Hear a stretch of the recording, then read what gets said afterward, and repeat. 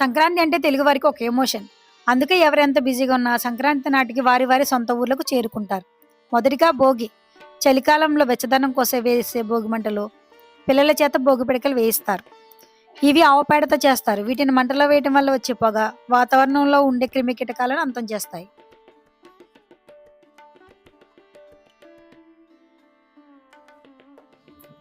పండగ పూట ప్రతి గడపకు పండగ శోభ నింపేది హరిదాసు.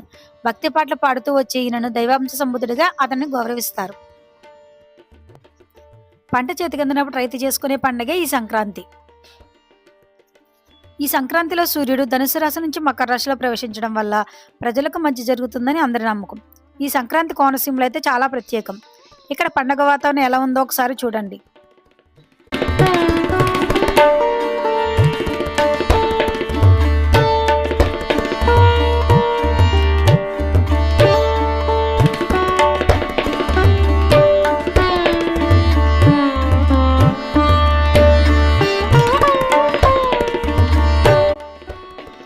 భోగి రోజున పిల్లలకు భోగి పండ్లు పోస్తారు. రేగి పండ్లు పెద్దలచే వేయించడం వల్ల పిల్లల దిష్టి పోతుంది.